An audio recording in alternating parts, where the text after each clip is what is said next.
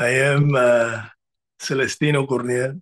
And again, thank you for sharing this beautiful Sunday with me. I am a one-man show. So as we speak, uh, I'm going to be letting some people in. And I hope it's never too distracting when I do these things. But again, I thank you. I'm grateful for you joining me here. Some of you know me from my TV and film work. Some of you know me from my shamanic work. Um, and other of you don't know me at all. You simply learned of the event through social media or Eventbrite and were motivated to join the webinar because uh, even though you've attained career, business success, maybe relationship success, you still feel like something is missing. And it is for your benefit that I will share a bit of my story. Let me let these folks in first. Boom. Yeah. We all come from women. Therefore, I always like to start my story with my mother. My mom was born in a cacao farm in the Dominican Republic. From when she was very young, she displayed very strong spiritual gifts, which my great grandmother, Mama Maria, who was a very known curandera, helped her cultivate, and she became quite the sensation in the countryside. When she was about 12 years old or so, my grandparents separated. Grandma uh, moved to the city, took my mother. Grandpa stayed in the farm. And henceforth, she forbade my mother from seeing her grandmother, calling her a witch because she practiced earth based spirituality or ancestral ways. And this was frowned upon. Because of this, I did not grow up in a farm. I didn't learn bushcraft. I grew up in Washington Heights because when I was very young, that's where my parents immigrated to. And I got a degree in psychology in Florida because later they moved to Florida. Welcome, Matt. Good to see you. Good to see such lovely places. Janelle, good to see you. Mandy, good to see you. Anyhow, like many of you, I walked most of my life lost, not understanding my purpose, not understanding what I was put in this earth to do. And even after uh, transcending many challenges and circumstances, having been raised in an environment that left a lot to be desired, and ultimately being discovered to model and enjoying that lifestyle, and it leading to me becoming an actor and ultimately having a big screen debut on one of the biggest movie franchises in the world, which is the Fast and Furious franchise, and rubbing elbows with Vin Diesel, Michelle Rodriguez, The Rock. It's a hell of a cool dude, Charlize Theron, and such. Um, I still felt like something was missing. It's like this longing in my soul. Um, and this is my origin story, one of wondering and transcendence and of coming of age. And in it, you can clearly see how actions, choices, experiences of my parents determined where I was born, the Dominican Republic, where I was raised, Washington Heights, and what religion I was taught, Christianity. It also determined my race and a plethora of other markers that compose the cultural milieu through which I perceived myself and naturally through which others perceive me. More on this later. Well, listen, people, that. In any regard, this is why I call myself an urban shaman. Because through the many life experiences and profound spiritual awakening, I did ultimately return to my earth-based spiritual practices. We call it lukumi.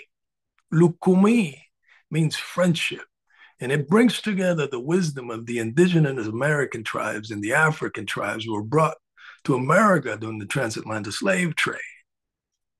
And its aim is to help you live in harmony with yourself and nature.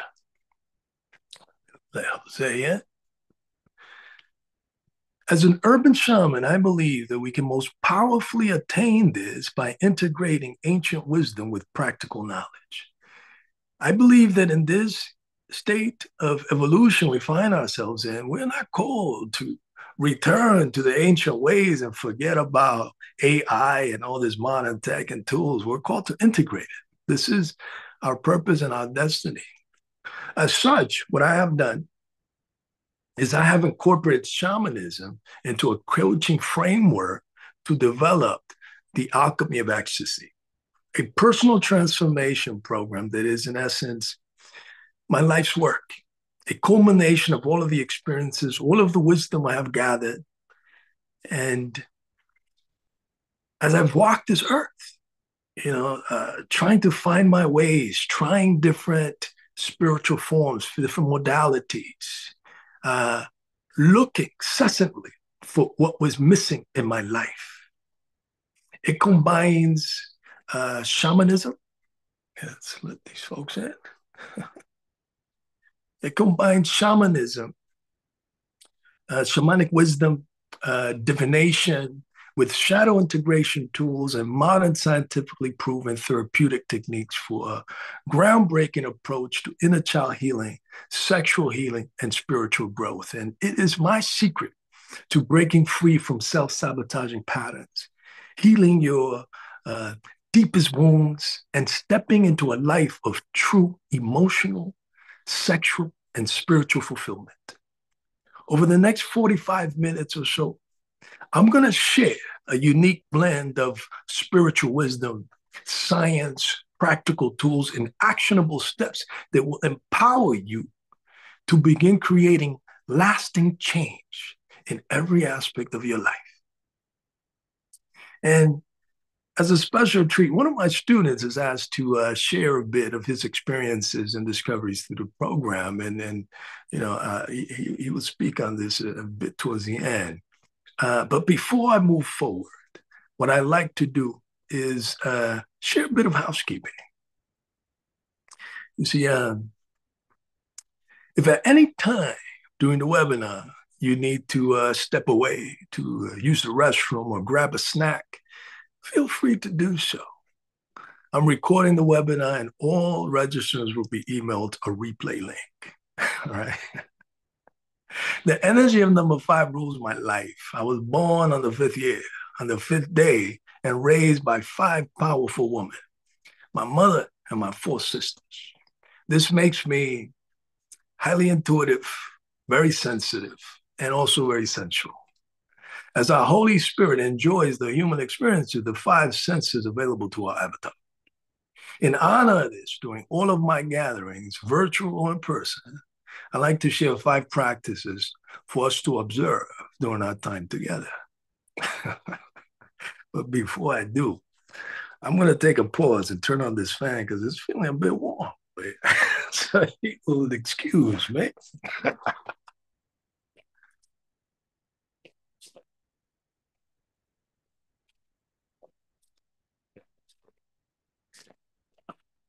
Thank you.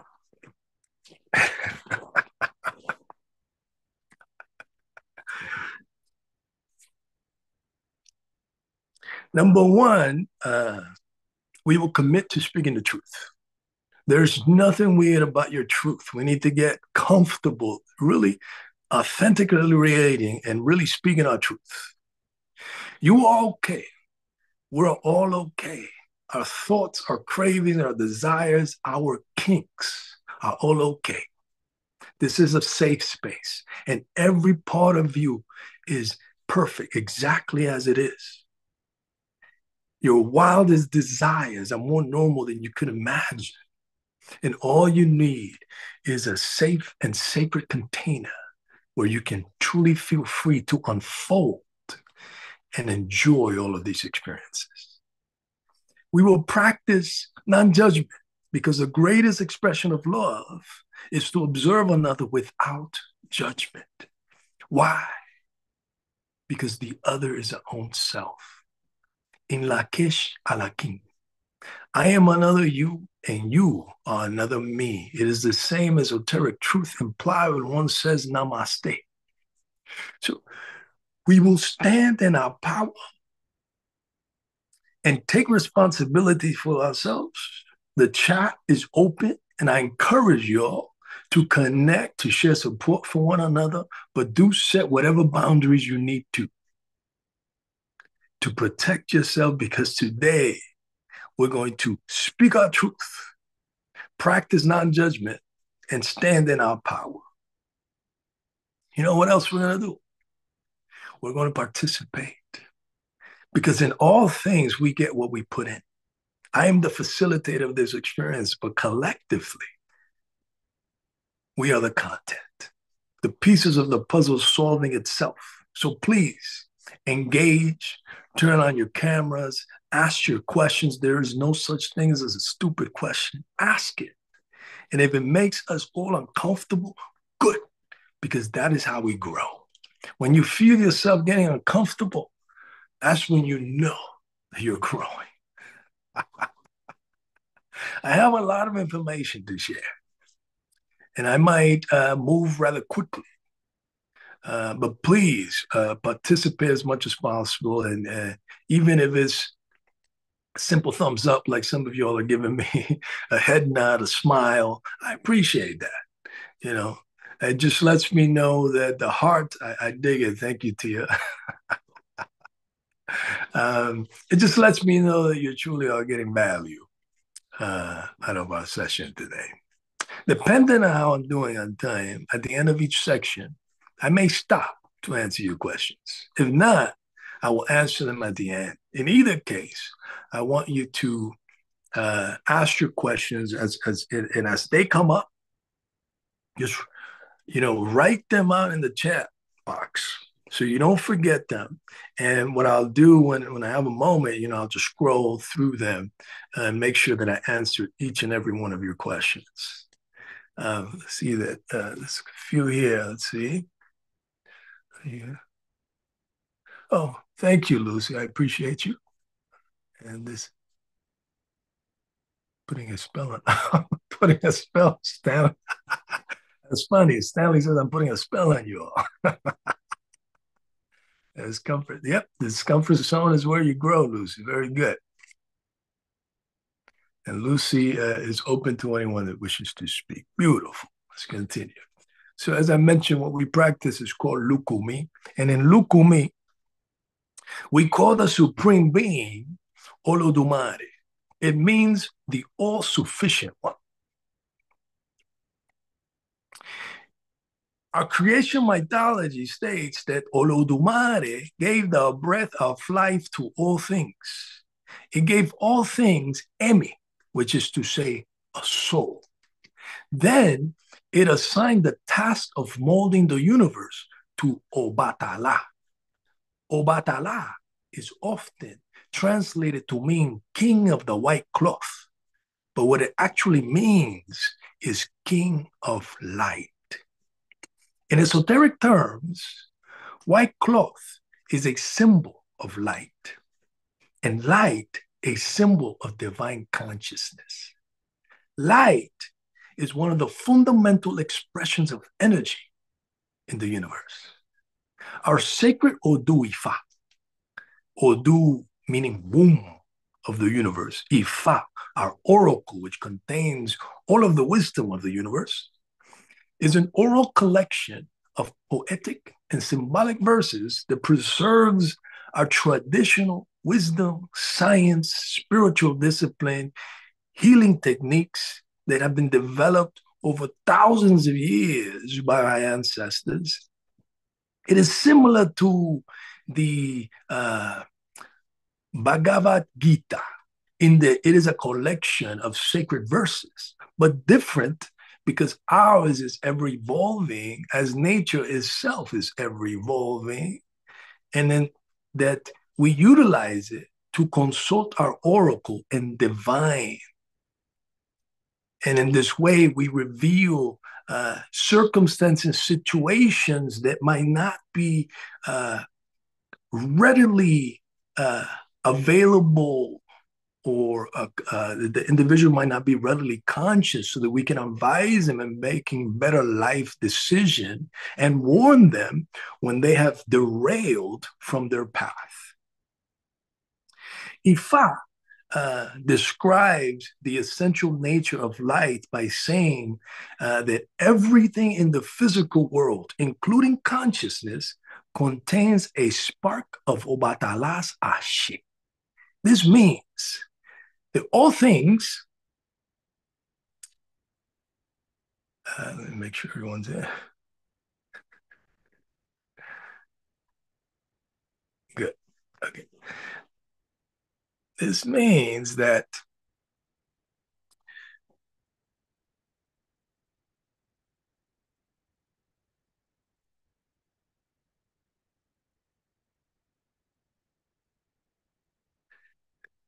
all things in the universe are expressing different frequencies along the spectrum of this white light.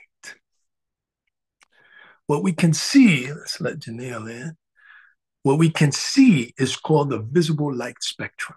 And that is between 430 and 770 terahertz.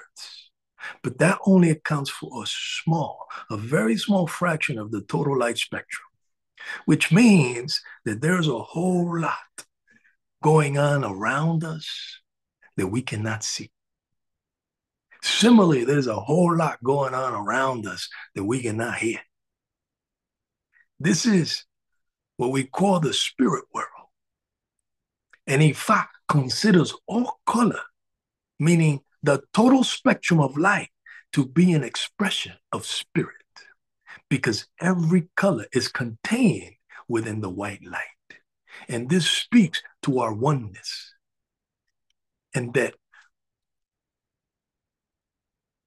which we can't see is still affecting us. This is our oneness. Let's let Anna in. You see, in the beginning, there's darkness, then a spark. Call it the Big Bang, if you will. That spark is Obatalas Ashe.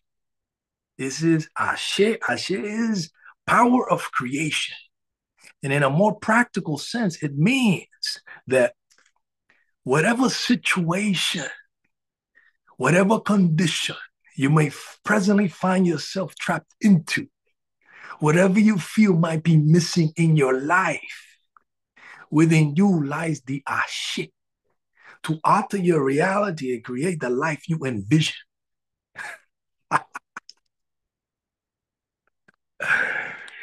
And these are powerful esoteric truths that many times in organized religion is lost, because in organized religion we are taught to revere, to worship the characters within the mythologies without the meaning behind them fully being explained to us.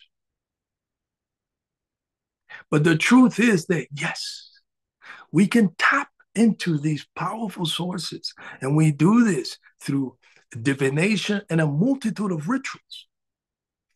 But if you want lasting change, you must do the inner work to uproot that within you that blocks you from your own greatness.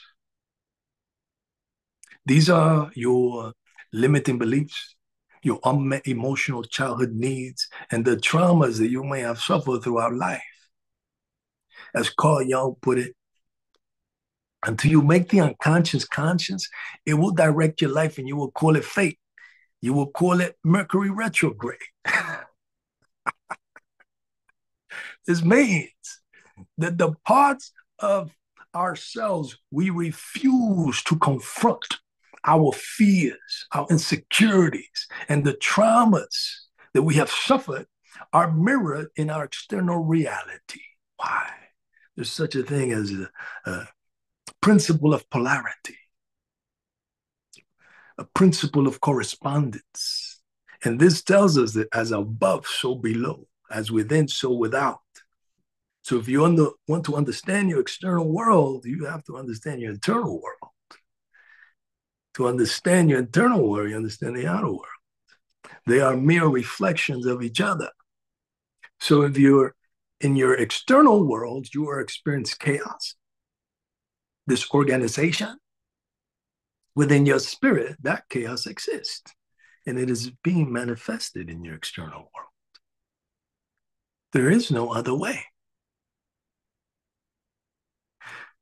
Our unresolved needs cause disharmony within us and causes us to attract individuals and situations into our life that embody the very qualities we need to address within ourselves.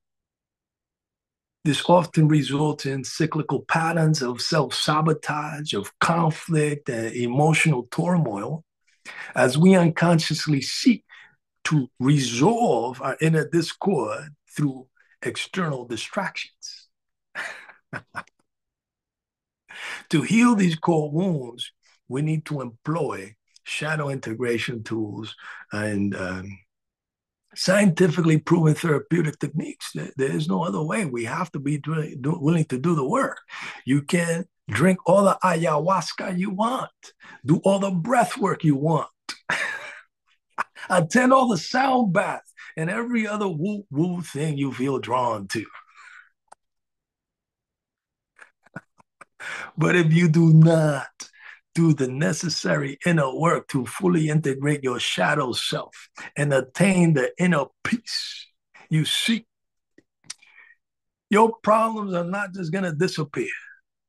Instead, they will continue to manifest in your interactions and your partnerships, often in ways that are both unconscious and detrimental to you.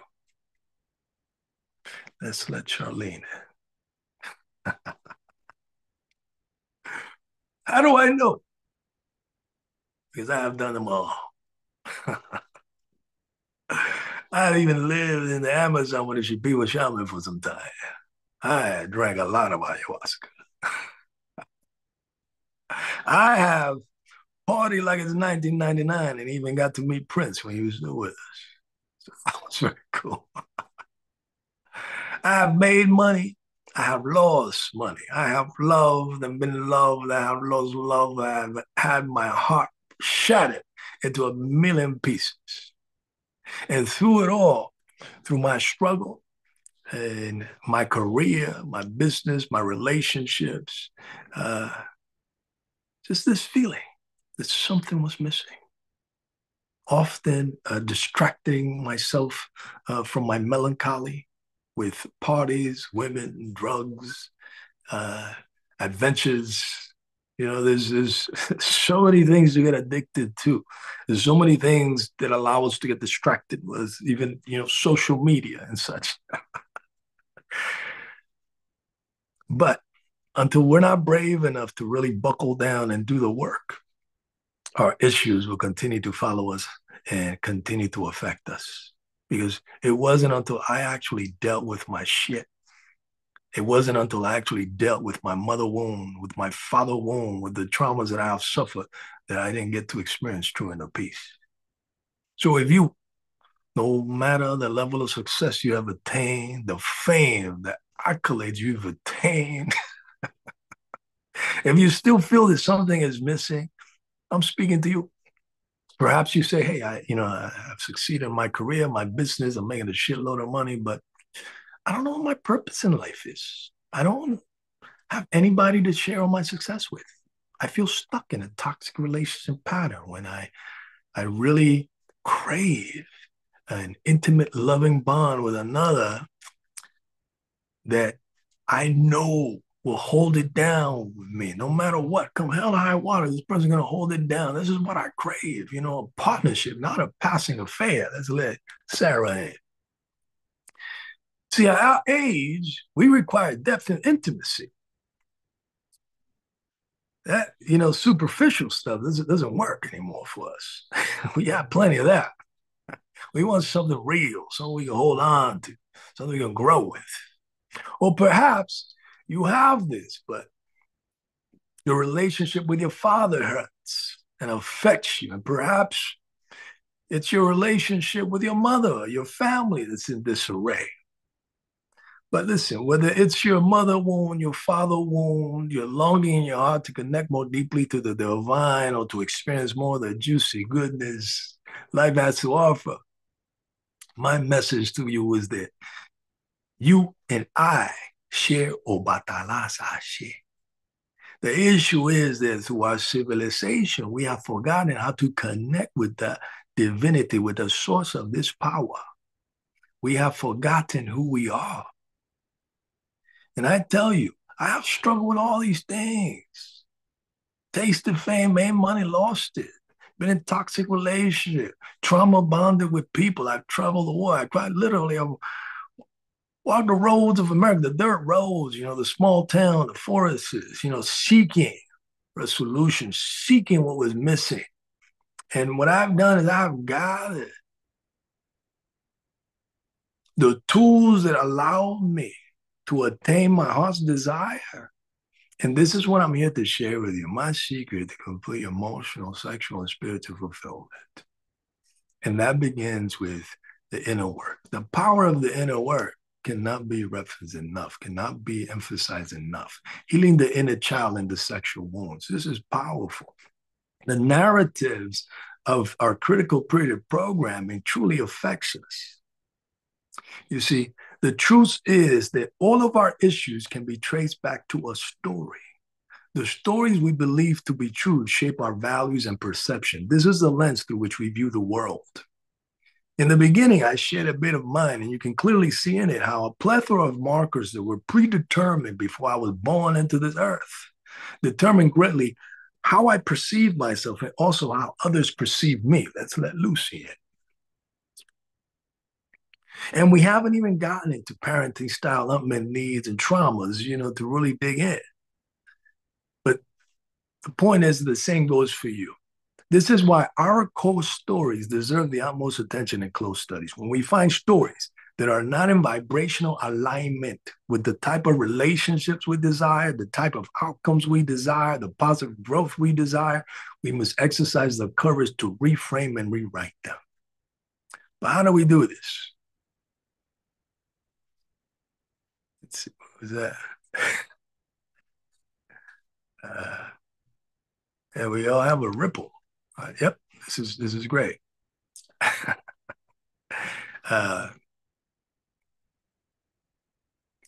Now, how do we know when a story that we believe to be true is not in alignment with that which we desire? Simple. Because that which we desire eludes us. We continually sabotage ourselves. And also our bodies display certain behavior patterns that tells us something is off. For example, we might experience guilt or discomfort when setting boundaries.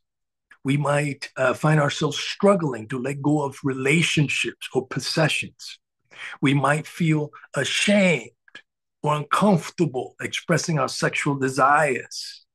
We may be people pleasers, constantly seeking approval and striving to please others. We might have this deep-seated fear of abandonment and rejection. Or perhaps we are driven to overachieve in various aspects of our lives. The list goes on and on. But the signs are there. And every one of us carries within us a collection of personal stories. And these narratives are not mere memories. They are powerful frameworks that influence how we see the world and how we interpret our experiences and ultimately how we behave. These stories are often rooted in our early experiences, both the joyous moments and more significant ones, and also the traumas that have left these deep imprints in our psyche. Trauma is a single event or a series of smaller cumulative experiences that have the power to shape our internal narrative profoundly.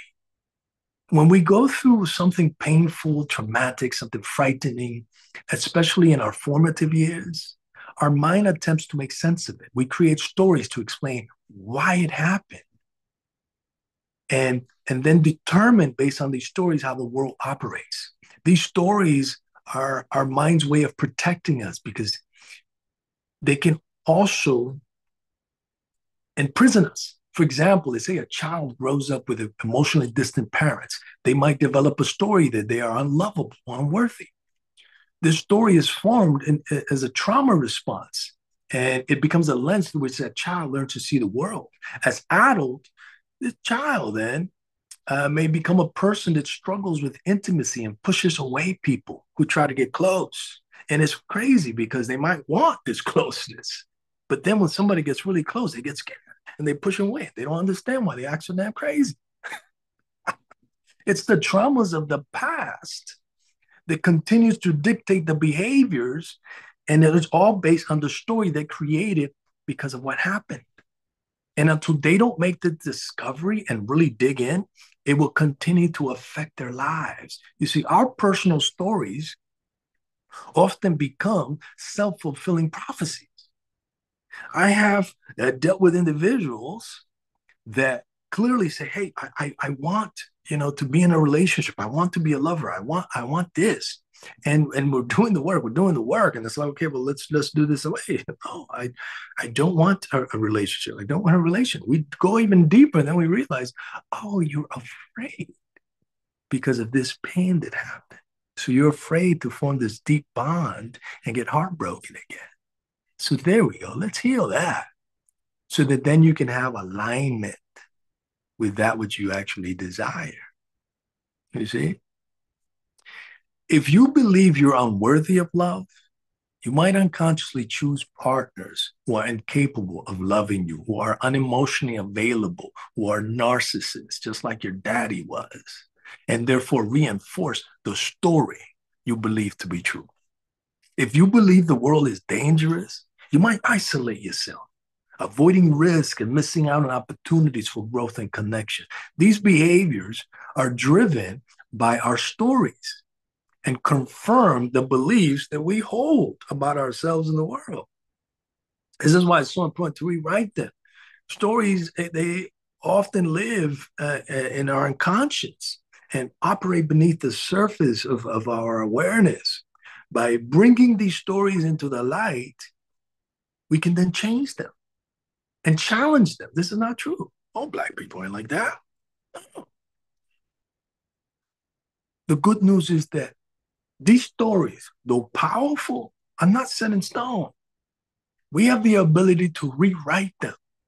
Once you identify the stories rooted in the experiences and the traumas, you begin to heal the process. And really change and transmute and change things around in your head. Move the furniture around, if you will.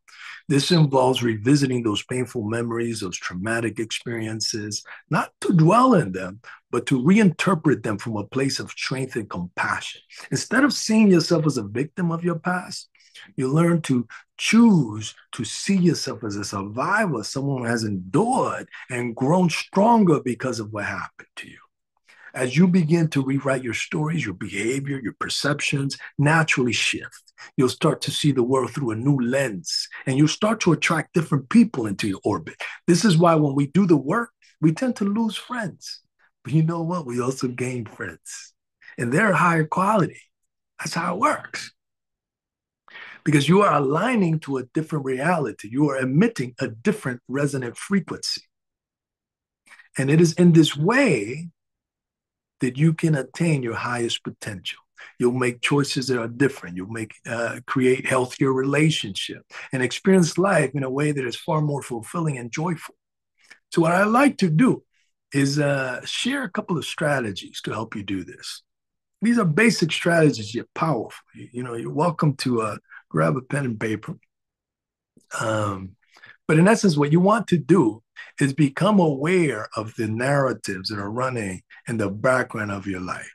Ask yourself, what stories do I tell myself about who I am? About what I deserve? How the world works? Are these stories empowering or are they limiting? To help you dig a bit deeper, what I'm going to advise you to do is to create a life timeline. This is a powerful exercise.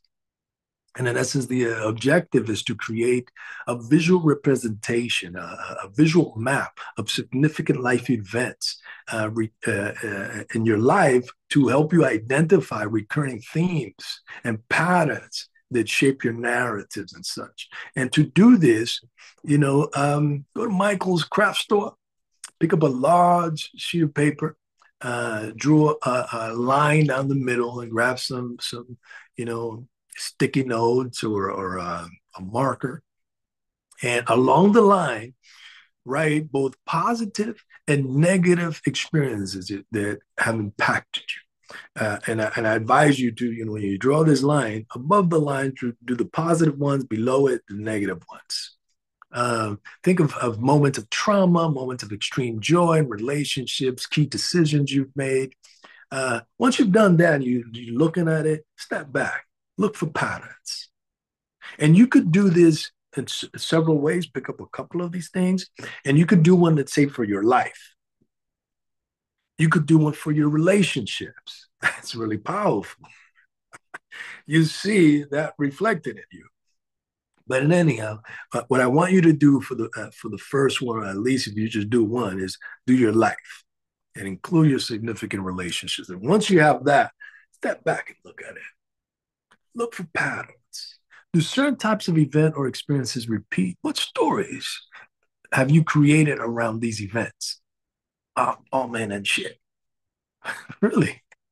Because you have this pattern of dating shitty dudes, you're just writing off all the dudes, but at the same time, you want to be in a relationship with a dude. It doesn't work. That's incongruent.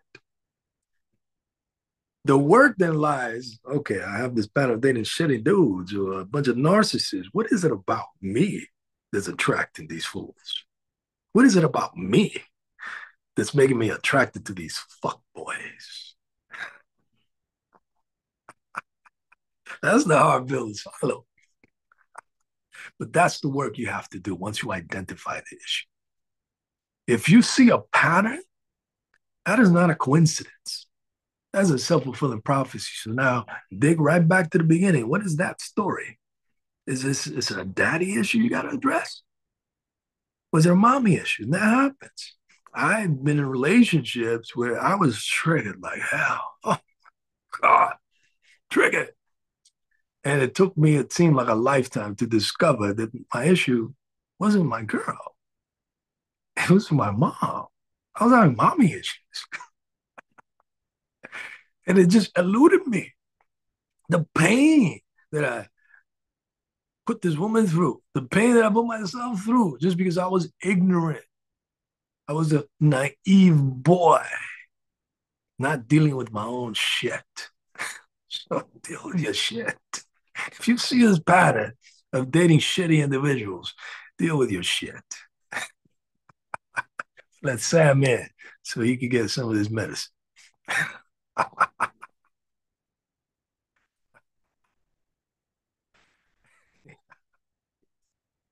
For example, if you find that you have events where you experience abandonment, uh, really analyze the situation, meditate on it. What stories have I created there? Am I unlovable? Did I come up with this thing that I'm just unlovable? That every man is supposed to cheat on me because this happened to me? Find out what that is. And then integrate, write down, the core stories you identified and reflect, like really reflect how these stories have influenced your behavior, your choices, and what new stories you can create. For me, I suffered a lot of traumatic experiences. So for me, it really was a realization. I was just a young kid. I didn't know any better. I was actually the victim in that situation. I wasn't supposed to save the day. So it's a lot of that. Reframe, and really that's where you get deep into parenting. Um, so another thing that helps and goes right with this one is to do a visualization. It's a ritual. It's a reframing ritual where now that you've identified these core stories, these core events, you then visualize it and symbolically release them. And for this, what you're going to want to do is just find a quiet place where you can sit undisturbed. You've done your analysis, maybe done some journaling, which is also excellent. And now I just want you to sit comfortably and visualize yourself at a crossroads, and you're holding this heavy book in your hand. This book contains your life story, your core stories that have been weighing you down, limiting you. And see the title of the cover. Perhaps it's I'm Not Enough. I'm not worthy I'm not lovable. I'm not worthy of being in a relationship with a loving partner. I'm not worthy of success. Whatever you discover in your timeline, visualize that, see that as the name of your story, and then see yourself writing a new story. See yourself not just writing the new story, but experiencing the feeling, the sensation of how this new story is making you feel. And you're crossing out then the old title, writing a new one, and feel how that empowers and uplifts you. Visualize also how the book then becomes lighter. Fill the pages with affirmations, empowering beliefs, positive outcomes. And as you're feeling this transition, allow yourself to feel you releasing the old and embracing the new story as it fully permeates through your entire being. Take a deep breath, open your eyes, and move forward in this reality, feeling the lightness of the work you have done. This is not a one and done thing. This is part of your meditative practice, which I recommend you begin. If you don't presently have a meditation practice, you begin with at least 15, 20 minutes in the morning before you pick up your phone, before you do anything. Just take a moment in silence. And then at the end of your day, like my day usually begins at 6 a.m. So I would generally be like doing my meditation at 7 a.m. And then again, my day ends at 7 p.m. So this is when I shower and I begin my wind down. So this, I do my meditation. Yeah, I ground myself. And part of that is I do my visualization. So this could be part of what you do. And you could say, you could challenge yourself. Say, you know what? I'm going to challenge myself to do this timeline. I'm going to challenge myself to do this analysis. And for the next 5 days, 7 days, 30 days, I'm going to challenge myself to visualize releasing each of these issues. So really digging in. Another good exercise to do is mirror reflection. This is going to help you confront core beliefs, core issues. And the way it works is you're going to find, this quiet place and stand in a full length mirror. This is great if you have like body issues. Light a candle, lighting the candle is very powerful, as I shared in the beginning of Obatalas. I share everything carrying Obatalas light. So in our practice, when we light the candle, we in essence are bringing forth this light. So this is a basic practice for us. We always light a candle, and we always have a glass of water that is also very powerful. So I invite you to do that. Grab a candle, light it, grab a glass of water, just put it there. It amplifies your connection to the spirit realms. Light some incense, that's also very powerful. Burn some sage, very good. Stand in front of the mirror and gaze deeply into your eyes. Do some meditative eye gazing with yourself, and then begin to acknowledge your physical appearance. Then move deeper. Speak out loud the words that play out in your head, like your internal narrative. So as you're going through the body, let's say, and I'll use women as an example because our society are so critical and place such incredible expectations of women. So let's say you look in the mirror and you're like, oh, my breasts. So what are you telling yourself? Like, what narratives? Oh, my breasts are too small, too big, too saggy, like what narrative that is, right? And truly sit with that, and go through every part of your being to notice, those areas that stand out for you that, you have hangups and have issues with, and then, internalize it and bring forth the narratives and really sit with that. Speak them out loud so you can hear these things, and then begin the process of you reframe it. A statement about yourself, your worth, your relationship, your capabilities. Then you combat them with the opposite and create affirmations for each. For example, if you're saying, I'm not good enough, I always sabotage my happiness, then you're going to create statements for the opposite. But before you do, and to help to actually be more powerful, take a moment to ask, where does it come from? Did you have a hypercritical parent, or you had a bully? Like, many times, these beliefs that we carry about ourselves. For example, I went through life feeling very ashamed of the way I sounded.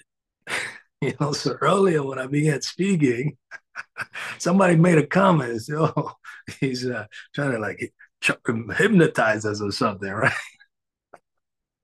I laugh at that because I've done a lot of personal work.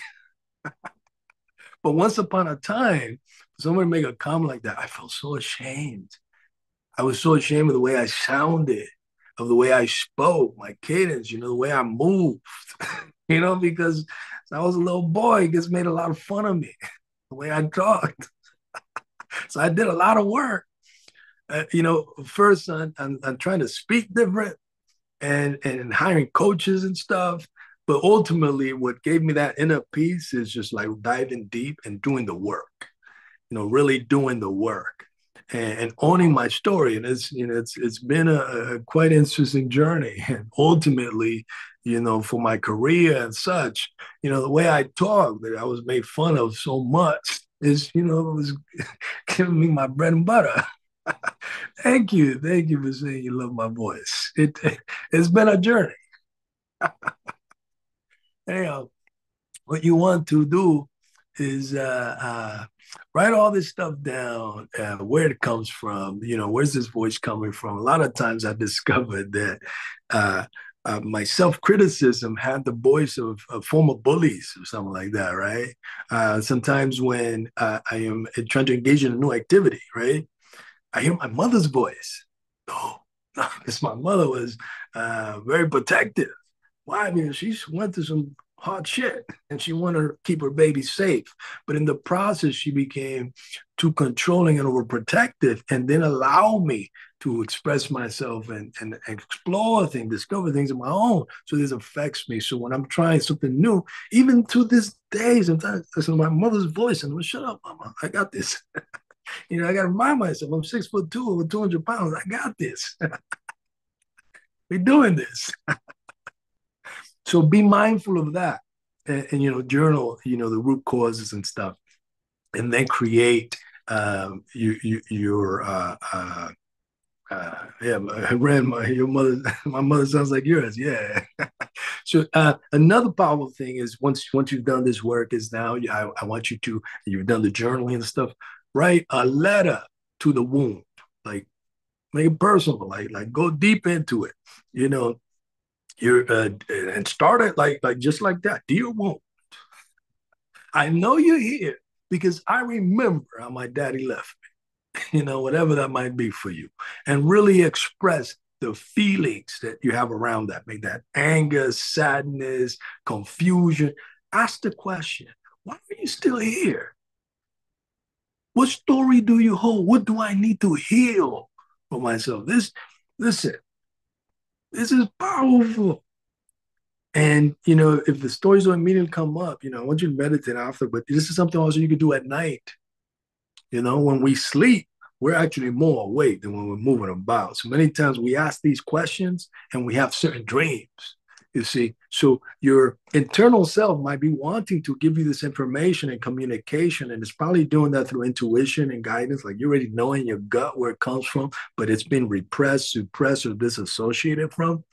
So when you do it, many times, it comes through in your dreams, and you can't remember. Like I remember, when I started doing a lot of work, a lot of horrific experiences of me being molested and such came up, dreams, and this is fragmented, and it's just stuff that I needed to process and really get to work on.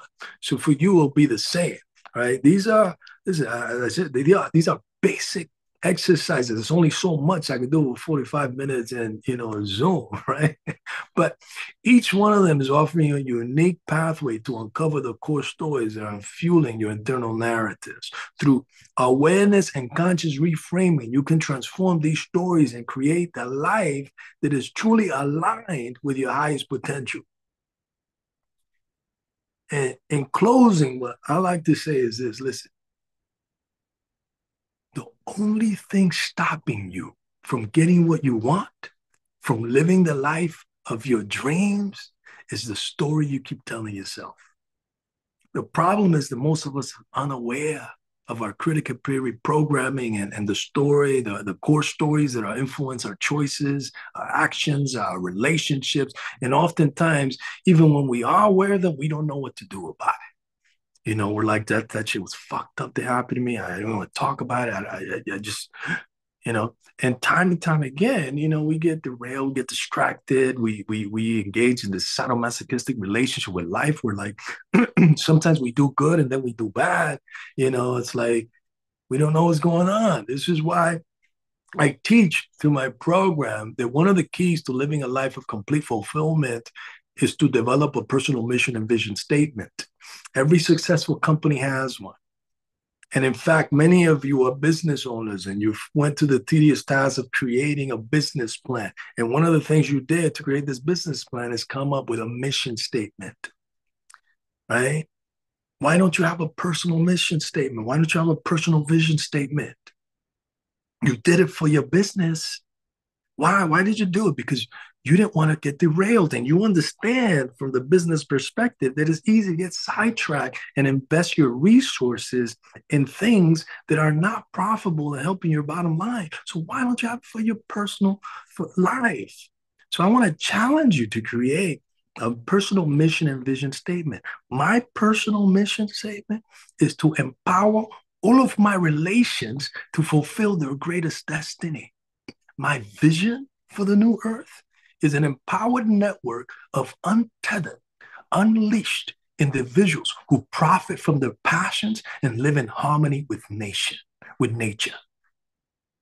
And the way that I most powerfully do this is through the alchemy of ecstasy, personal transformation program. Through it, I guide you on a journey of profound healing, self-discovery, and spiritual growth, where we peel back the layers of your core stories to reveal how your unmet emotional childhood needs, your past traumas, your limiting beliefs have influenced your behavior and desires. This process then empowers you to transmute sabotaging patterns into pathways of true emotional, sexual, and spiritual fulfillment. So if you feel yourself caught, you feel yourself ready, because we always know it in our soul. Our soul is always guiding us to the people, the experiences that can be catalysts of transformation for us. What I offer to anybody is, listening, watching the replay or whatever, is a complimentary discovery session with me, where we can review your unique needs and explore if we're a good fit to work one-on-one. And with that, what I like to do is see if Matt is on. Matt is one of my students. And let's see if he's on so that he can do a share. Let's see. Uh, Matt, Matt.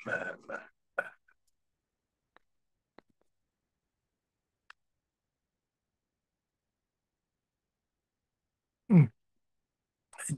It's all earlier. You must have stepped out. Let's see here. Oh, cool. Listen, one other thing I like to say, September 5th, is the premiere of Fight Night. It's a limited series I'm on. It's very cool. It's based on a true life event.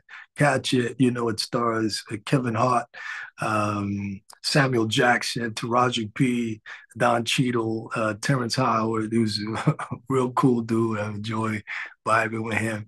And it's Peacock. So check that out. And ultimately, remember, the stories we tell ourselves are powerful, but they're not the final word. We have the power to change them. And in doing so, we change our lives, right?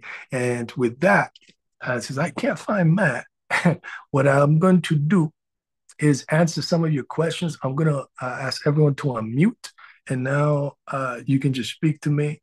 Thank you, Daryl. I appreciate your beautiful seminar. Very important. Man, I appreciate you. Thank you very much. And now, anyone that has questions for me, Matt, if you're there, unmute yourself and speak up. There's a bunch of people in here. I can't find you. But I'm going to go through the chat and see if there's any questions. Thank you, beautiful spirit. We appreciate your excellence and your incredible, gifts of shamanism. That is so important for the world to be balanced. And your personal mission statement is one for the books. Thank you. Sis, I Ashe. appreciate you. I appreciate you. Thank you so much. Let's see. Discomfort. Any half pioneer 52 third. Super interested to see where you're at. Big, TSS, you're a bit confused. Ask the question, sis. It's all good. You must be willing to explore. Yes, we all have a ripple. Fine, last one. Anyhow, the webinar's over. If you want to log off, you can. If you want to ask me some questions, now's the time. I want to be respectful of everyone's time. I'm going through the chats. There's quite a bit of comments. I just want to make sure that I don't miss any questions. But if you feel comfortable, just straight up ask it. This is the road I have to go on, and I have to start this work to get there. How did it, Karis Morgan says, how did it start for you? What was your awakening moment spiritually when you realized this is the road I have to go on? That's a big question. A deep question. Sorry. No, it's very good. I appreciate you asking it. Let's see. I'll try to do it short because I get, I want to be respectful of people's times. But, I made some jokes about ayahuasca. But, I went through different experiences in life.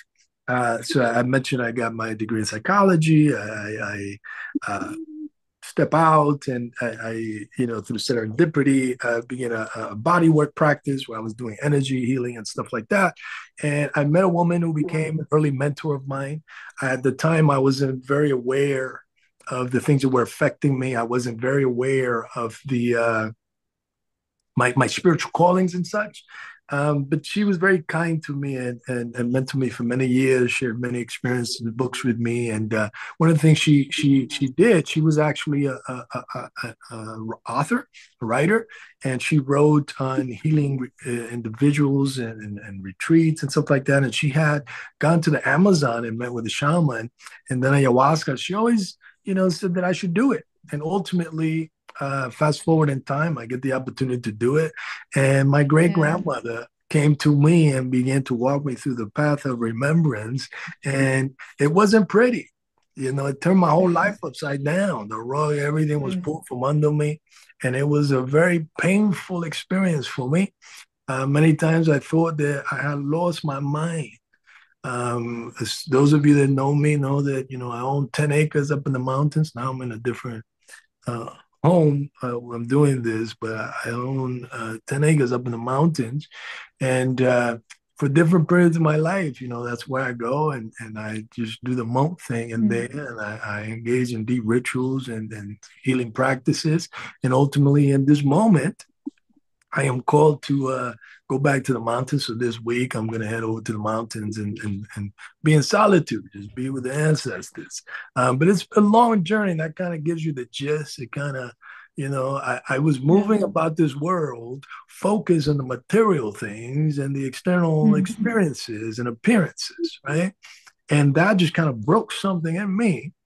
And it just sent me down this path. It was wild. And I'll tell you a piece of the story that's super interesting is as I went through this path of discovery, I remember returning from Peru, where I was in the Amazon for some time. And I had a chance encounter with this curandera. And she, looked at me and she said, ¿Quién tú eres? It means who are you? And I'm thinking, man, this lady doesn't know me from no TV show. She's probably confused. She ain't watching it, huh? And then she says, ¿Quién es tu mamá? Who's your mother? It means.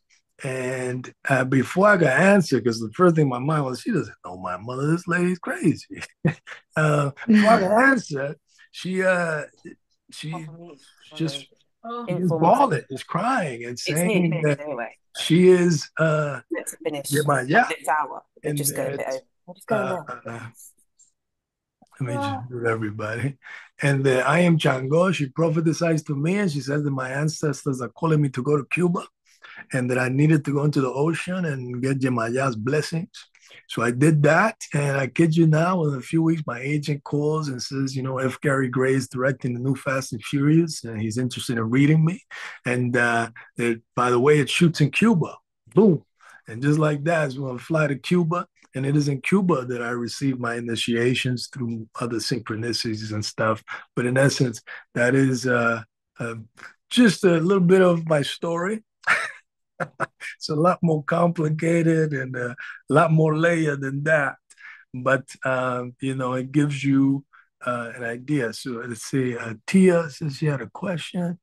Yeah, you were saying earlier about your experiences with like abuse and stuff. I tend to find that a lot of people who like pioneer different therapies or strategies or whatever programs have experienced that, including myself. I've also experienced that. I feel that there's something about going through that that allows people to have this deeper empathy and this deeper understanding. It's very hard. I can't imagine how anyone could pioneer trauma recovery without having experienced trauma because they wouldn't have the understanding to do that. Because that's what's really helped me to pioneer the different strategies and therapies that I've made. So, how much do you think that plays a part in how you're able to make what you've made? Shit. I feel that it plays all the parts. You see, our light enters through our traumas, and this is also where we find our purpose. So many times we feel like certain experiences have derailed us, made us lose it. But in reality, it is just guiding us to the path of understanding. And it is in the overcoming of these circumstances that we gain our strength and align with our path. And then that becomes our testimony. If I hadn't gone through some very deep shit, if I hadn't gone, you see, a lot of my students, they'll say, oh, wow, you're so wise. It's like you could read mine and this, I can't take any credit for that. Your spirit moves and, weird stuff happens and it just comes out to be as it is. But if I hadn't gone through these traumatic experiences, if I hadn't made some awful mistakes in my life, I would have nothing to share with you.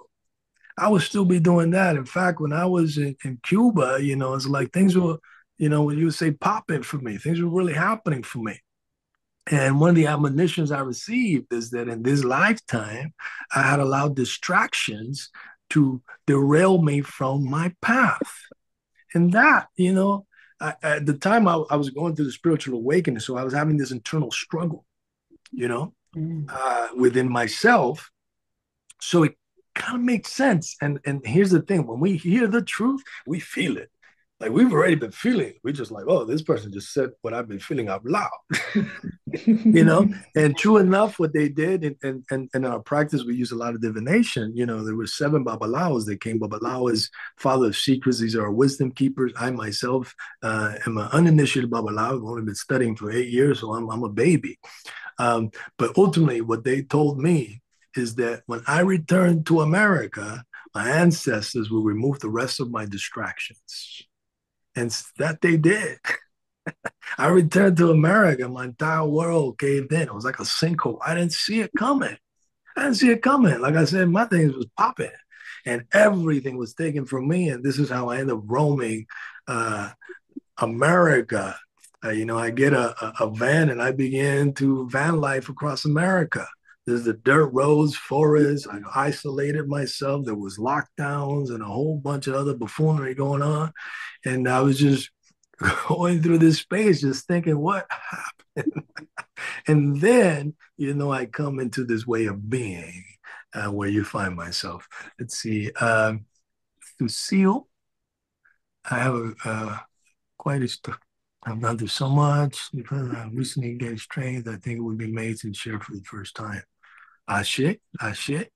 Thank you. Love this. Thank you be the light. Share this information. So yeah, to see like if you want to hop on a call, that'd be fantastic. We can dive deeper into some of the stuff that you've experienced. It sounds like my mother. Very good. Well, I think that's all the questions. This is a last chance. Anybody else? Hi, Celestino. Shit. Thank you. And you all have a blessed Sunday. I have a question. Okay. Yes, so my question, I have actually three questions. My first question is on your dreams. How did you end up being able to conquer the dreams, and maybe the moment you sleep, you are able to channel the right dreams that you want for your night? And my second question is on Let's go one at a time, please. Oh, yes. So I first I want to make sure I understand this question. You're saying your question is about dream analysis? Yeah. How did you manage to conquer the weird dreams? Because obviously they're not the kind of dreams that you intend to have in a night. Okay, But so you're saying that you are having weird dreams and you want to better understand. Is that what you're yes, saying? Gotcha. yes, Very good. So in our dream state, there's a lot of symbolisms. Even the scary things we're feeling, it's like a magnified expression of what's going on, and they tend to get weirder and weirder when we are inactive, like when we are not paying attention to what they're telling us. Now, if you have a lot of dreams where you go and it's just like recurring and it's coming for you, this is speaking about you having a sensibility to connect with the spirit world, be that your ancestors, your spirit guides, and they are speaking to you. So you want to begin cultivating a practice where you can speak to them. Earlier, I spoke about the candle and the water, and there's a plethora of things that we do to get really down into it. But just begin with a glass of water. Get a glass of water, light a candle, pray to your spirit guides, your ancestors, and ask them for the understanding. If you're having them, it is because the ability lies in you. It's been untapped. Perhaps it's something that you have feared, that you haven't really given any faith or value into, but it is there. So you need to begin to cultivate that practice. So begin with that simple thing. If you have, ancestors that have transition and stuff like that, put their pictures around them. If you have ancestors that transitions that had a lot of dreams and said weird things, when you were a child or whatever, speak to them. They probably know what's going on, as I shared earlier. For me, it was my great grandmother that came to me, and I never met this woman in the physical world. But this woman, just began, and she would talking to me and taking care of me, and other seers in different parts of the world, they would connect me. So there's this woman here with you. Is this your grandmother? And they would describe her. I'm like, that's not my grandmother. You're talking about. But through doing the inner work and speaking to my mother, and asking the right questions, ultimately it came down to what did Mama Maria, my great grandma, what did she look like? And my mother described her, and it was everybody else was describing who I had been connecting with. And, ultimately she herself taught me many things, that, I can't pick up in a book. So it'd be the same for you. What's your next question? So my next question is on healing.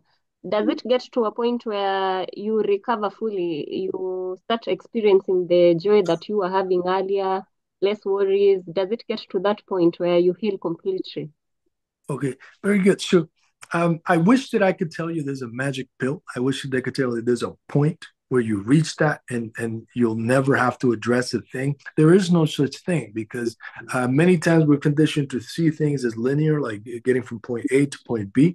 But consciousness and everything else doesn't work like that. It's spiral. So everything comes back and forth. It's kind of like when you read a book or you watch a movie and you watch it the second time, and then there's more aspects to it there. So there's always just work. We are our greatest project. I've done a lot of personal work, but as I move about through life, there's things that come up that show me greater aspects to my healing. For example, I went through a great deal of my life working on my father wounds and abandonment issues and neglect and all these other things that came, from my experiences with my father.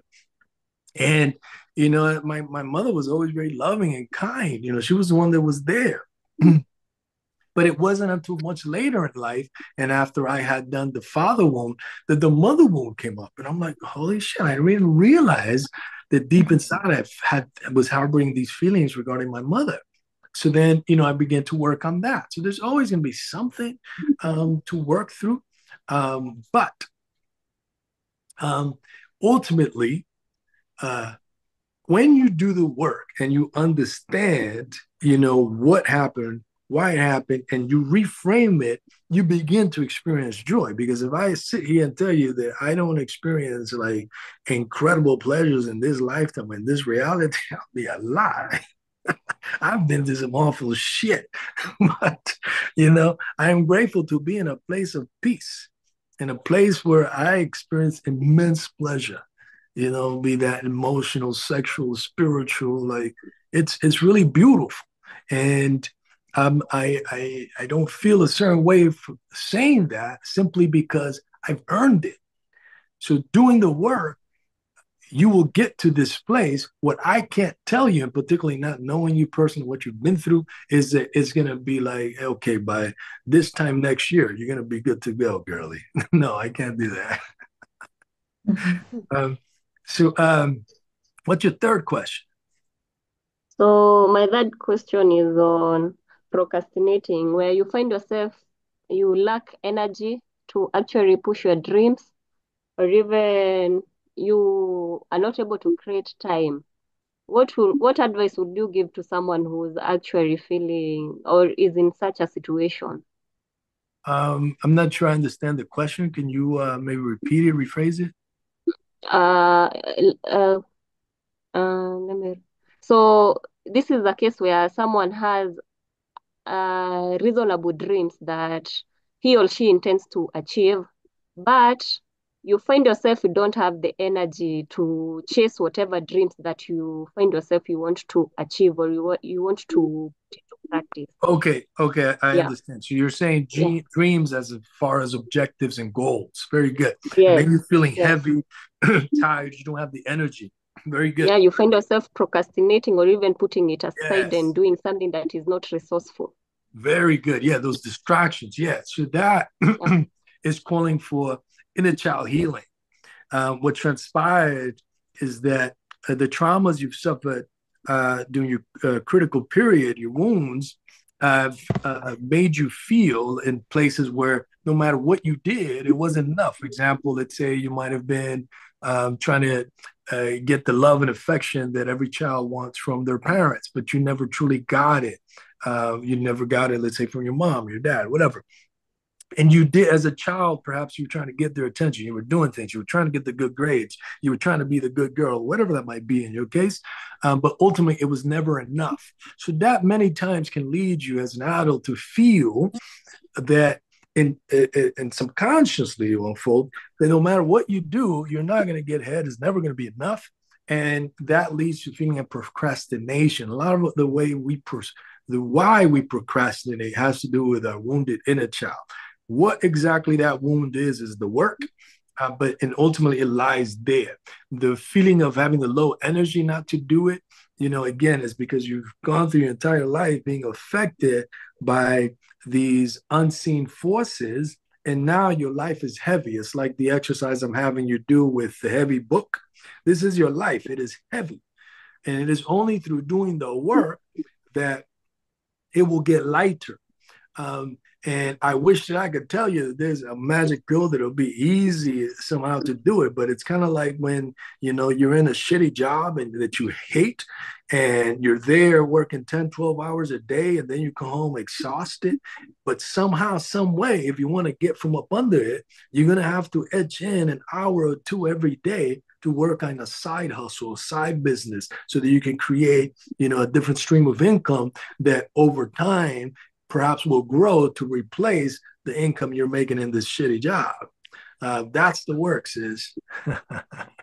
Let's see. How do I choose my students? Well, it's this to me is purpose. So it's a combination of things, but ultimately you need to be in a place to really make some drastic changes. I require a minimum of 16-week commitment, sometimes double that, depending on the work we have to do. And you have to truly be willing to do that type of work. And we have to both be in sync to realize, yeah, this can be a beneficial relation that would bring about work. And I need to feel that I could truly affect you. I would love to connect through. Very cool. So how do you connect to discuss these? Is very cool. So what I'm going to do to keep it simple is I'll have my assistant, just email the replay and also a link where you could book yourself into my calendar and stuff like that. Let's see. I think I was like, you're very welcome there, shit. Into it, she's so Lucille wants to share. Let's see. I do this. Tech is, sometimes fumbles me up. So, Can you hear me? oh, there you go. Yeah, you're talking. There you go. Okay, great. I'm so sorry, everybody. Evening, and on my side, it's evening. My name is Cecilia. I'm from South Africa. Your camera's off. I'm not sure if you meant it to be off, but it's off, so we can't see you. But you can see my picture. Yeah, okay. You're incognito. I got you. Yes. So I just wanted to share this quickly because it's very relevant to what she just talked about in terms of healing, right? I'm just gonna share my quick story. It's a long story, but basically when I was 2 years old, I lost my dad in a car accident, right? And then I was supposed to get married about 3 years ago.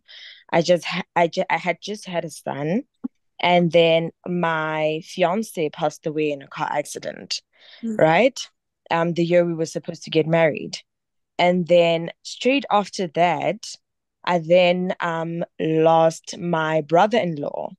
I think about a year after, who was filling in basically for the fiance I was bound to have, being a father figure because I don't have a father, right?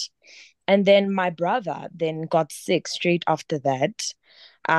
So he was sick for 6 months. He had like heart failure and all of that. So then I lost the other father figure to my son to a chronic disease, And then after that, so this was in May this year.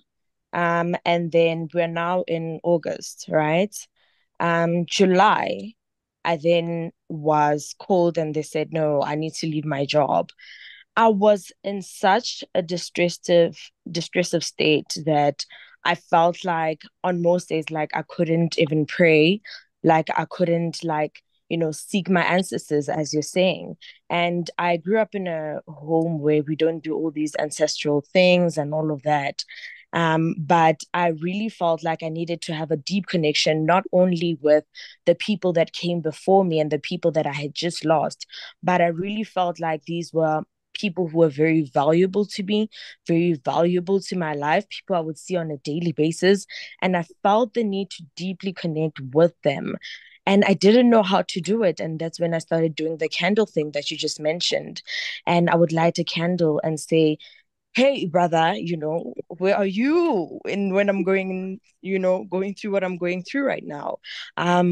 Hey, to my brother, to my brother-in-law, to then my the son of my son's father, to then my dad, and then I got so much healing because I started feeling like I wasn't alone, and I started feeling like there was a deep connection to even a brighter light, if I can put it in that way. Because when you said light and you expressed it in the way that you said it, I understood it so well because I know exactly what you're talking about. And I just wanted to say to the person that's trying to heal, it takes a lot of time, and the worst thing is just experiencing the same thing over and over and over and over again, and then having had to be strong to the future that is near, which is now my son, obviously, because it's a male figure in my life that I now need to mentor, that I need to teach, that I need to connect with on a very deep level in order for everything to just go well in the future. Because now we're not just focusing on the now and the past, but we're also focusing on what needs to happen. And we assemble all these people basically in prayer and in, meditation. And we say, help me, even as angels, be with me and guide me in order for everything to just go well. So I've been feeling better. I just wanted to say that I've been feeling better, and I wanted to be part of this experience, just attending an online event. And I feel like it was worthwhile because I hadn't been able to leave my place for a while. So I've been attending a lot of these things. And I just think keep up the great work. And I wish you all the best. And everybody that's on the line, I wish you all the best. I wish you light. I wish you care. And I pray in the mighty name of Jesus Christ, or whichever God that you pray to, that they guide you, they lead you, and may you be protected always. And may you continue to believe that there's a bigger power, because there really, really is, that can lead you and guide you to wherever you need to be. And when you said I share, I said in my language, which is Sotho, we say ahe after somebody greets us. So that's a beautiful thing, and that's a beautiful share, sis. Language is just simply a thing of our condition, and the truth is that in our own ways, all of our ancestors were moving forth through that path of divinity and fulfillment. What transpires over time, these mighty empires uprooted and conquered everybody else, kicked everybody else's ass, and told them there was just one way to connect with the divinity. This is a lie. All of our ancestors spoke a different tongue.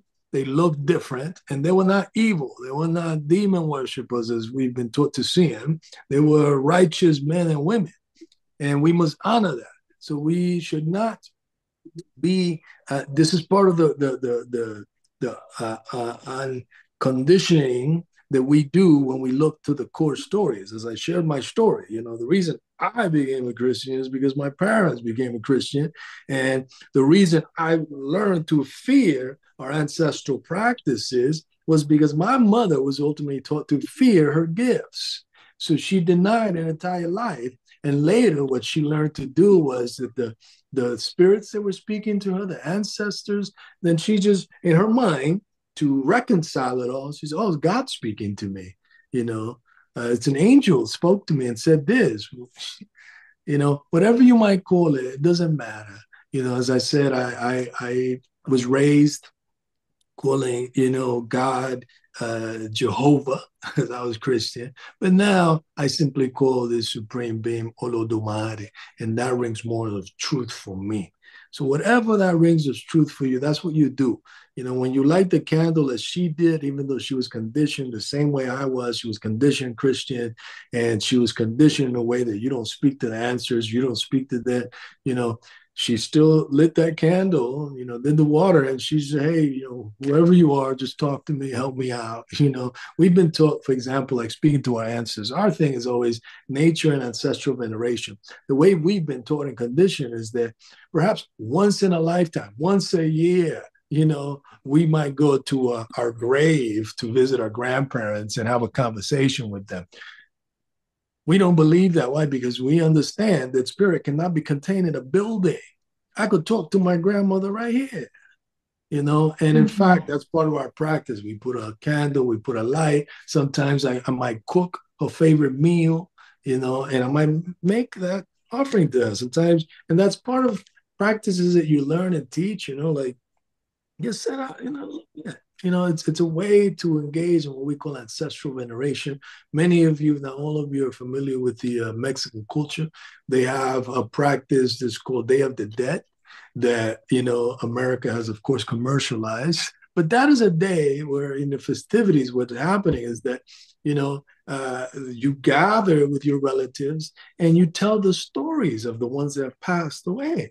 You cook their food, you play their music, but again, America commercialized and has become a big party where you get drunk like shit and spend a lot of money. But it's nothing about that. It's really about connecting that. But even though in our practice we have like a specific day of the year where we just really just focus in a day of remembrance for our ancestors, like for example, in this country, we have Veterans Day. Well, government doesn't have to tell you what day is special, what day is not. So in your culture, in your family, you develop your own practices and you honor that. So we have specific day of the year where it's like Day of Ancestral Veneration. That's our Veterans Day. But it's a everyday thing. I just lit some candles yesterday. I just took, I spent 3 days taking flower baths. It was heavy stuff. I do heavy work. And sometimes you take that energy in. And this is why part of our practice is once a month, we sit before our oracle. I go before Ifa. And Ifa said, listen, you're feeling real heavy, man. I need you to do some bath rituals, and then I need you to go back to the mountains and be by yourself and recharge for some time. And this is also why all of my students, as they're going through my program once a month, they get the Ifa consultation. And it reveals stuff. It tells them, like, listen, you went on this trip and you got involved with this.